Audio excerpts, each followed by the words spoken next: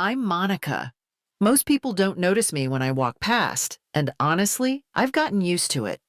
I clean floors before the city wakes up, and by the time the offices are filled with coffee and chatter, I'm already halfway through my shift. That morning started like any other, except the rain was crueler than usual. Cold needles of water slipped past my jacket collar and soaked through my sneakers as I hurried from the bus stop. I could already feel the ache in my toes as I crossed the slick pavement toward the building.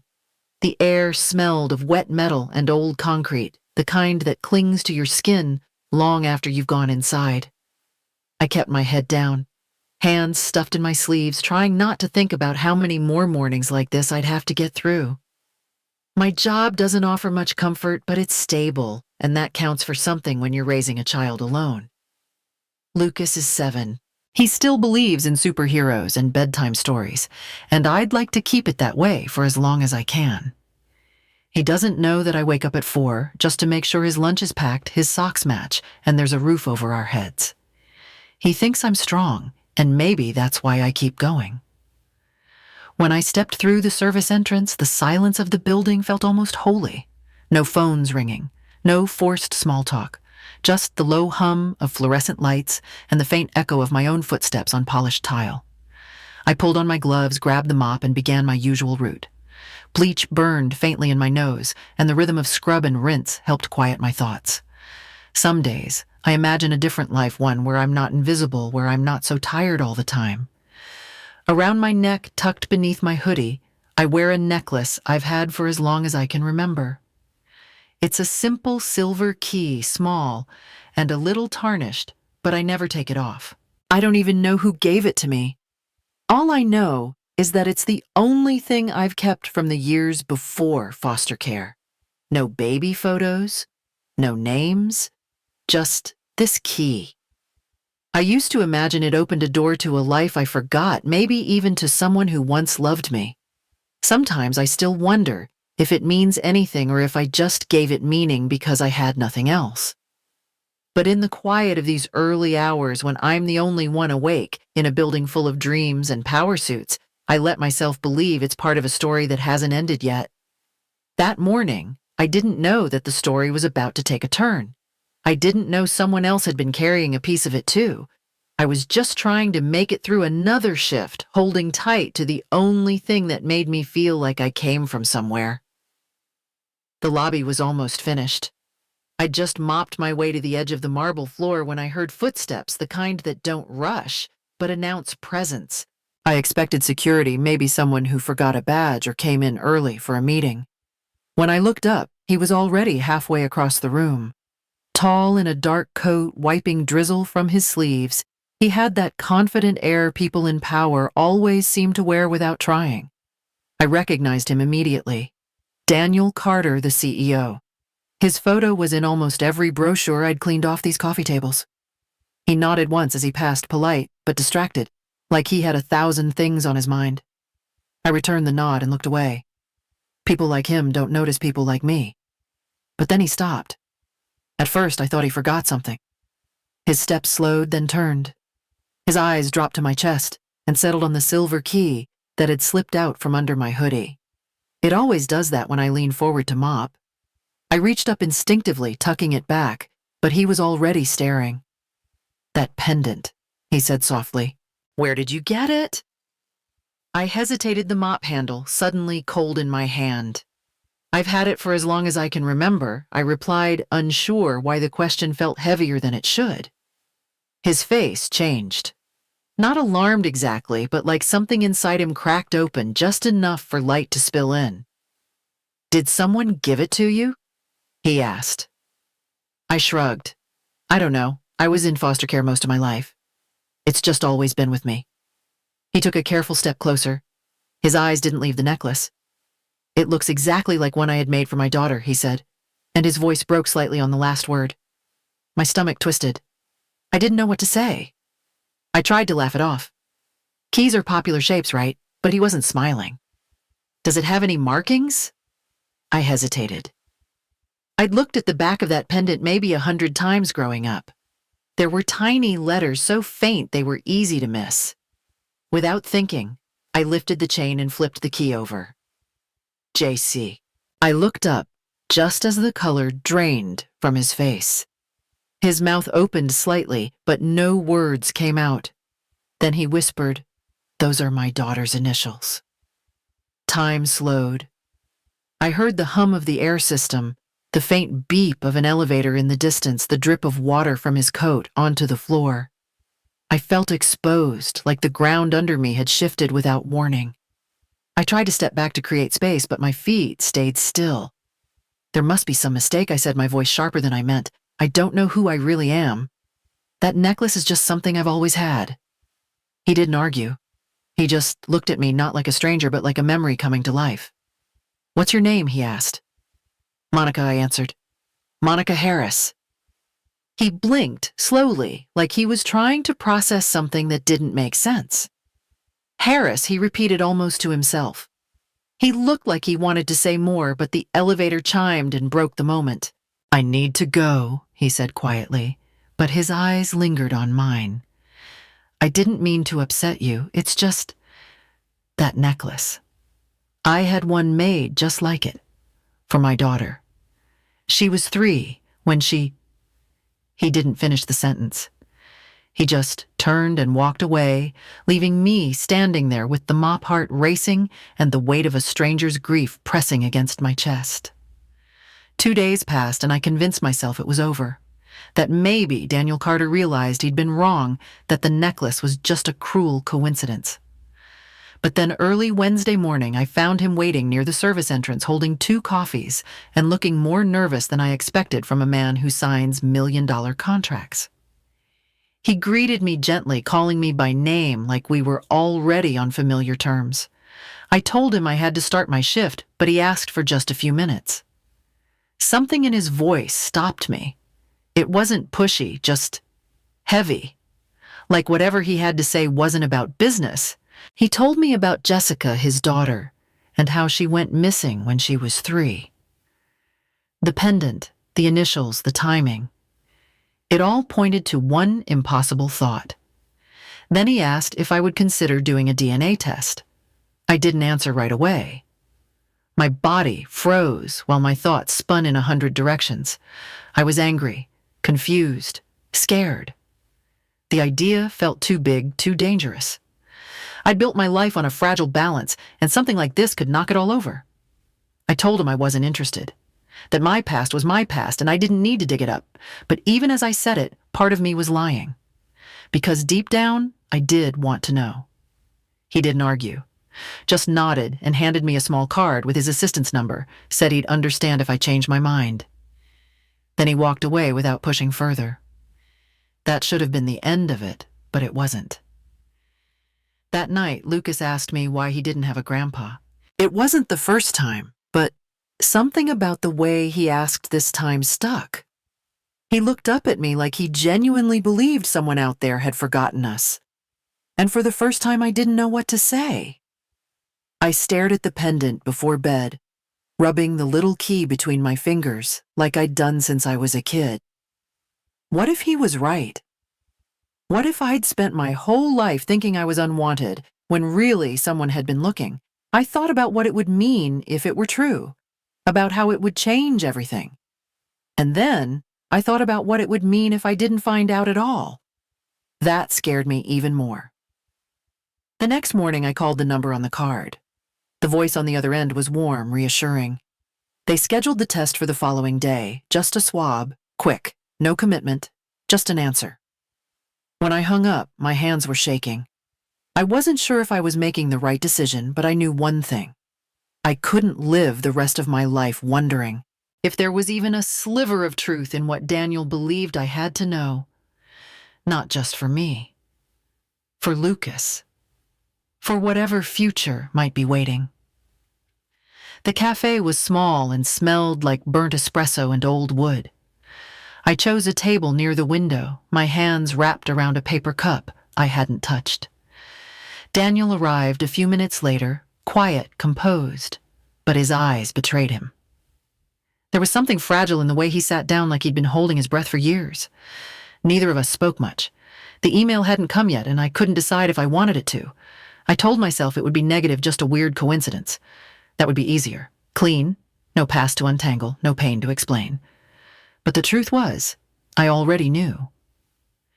When the alert buzzed on my phone, my whole body tensed.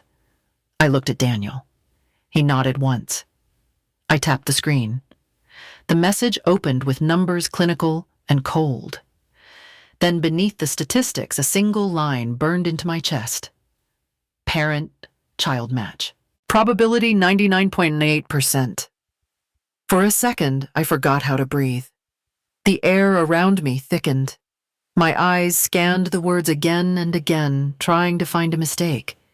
But there wasn't one. My hand trembled as I set the phone on the table. Daniel didn't reach for it. He just looked at me, tears already forming. "You're my daughter."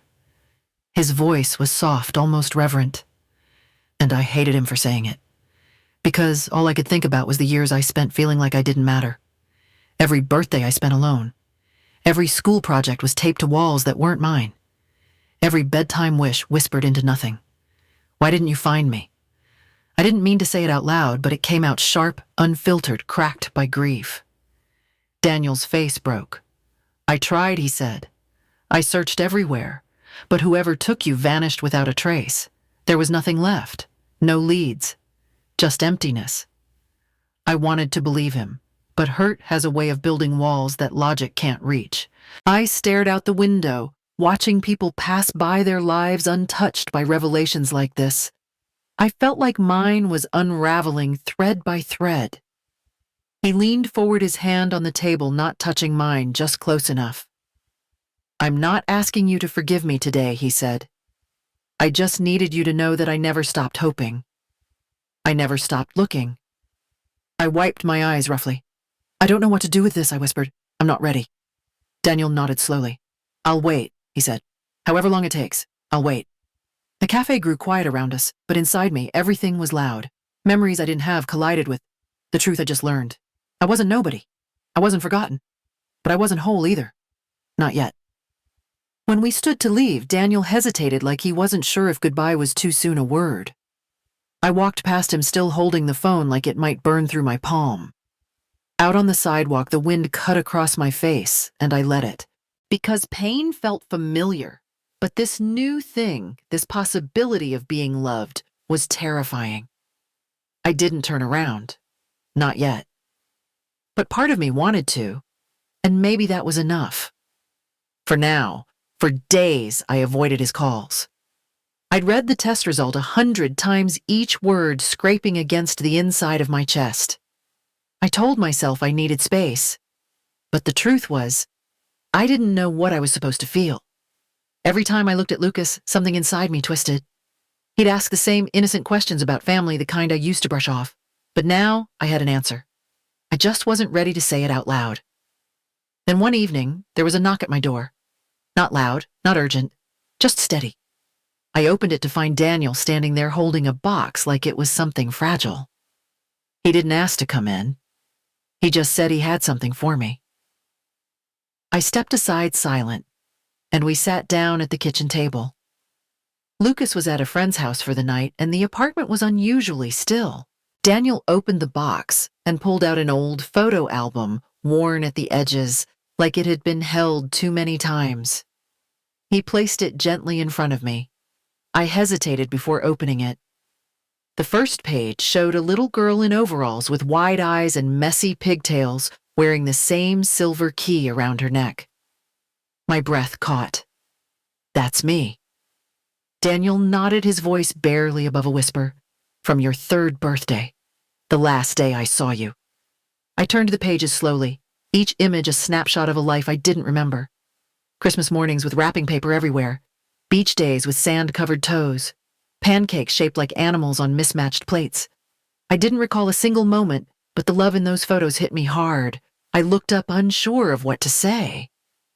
He sat quietly, giving me room to process. "I don't remember any of this," I said finally. "I know," he answered, "but I do, every single day." His words broke something loose in me. All the years I thought I was invisible, unwanted, forgotten. Yet here was proof that someone had once built their whole world around me. It didn't erase the pain, but it shifted it. The next weekend, I agreed to meet him again. This time, I brought Lucas. We picked a park near our place. Daniel was already there, sitting on a bench with nervous hands and too many thoughts behind his eyes. Lucas approached cautiously, his fingers laced in mine. Daniel stood up, smiled, and bent slightly to meet his gaze. They stared at each other for a second, both unsure how this was supposed to go. "Are you really my grandpa?" Lucas asked it plainly, like kids do, without the weight we adults always carry.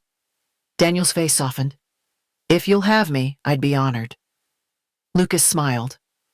It wasn't big or dramatic, just quiet and warm. Then he wrapped his arms around Daniel's waist and leaned in. I watched them, my chest tight. It didn't feel perfect.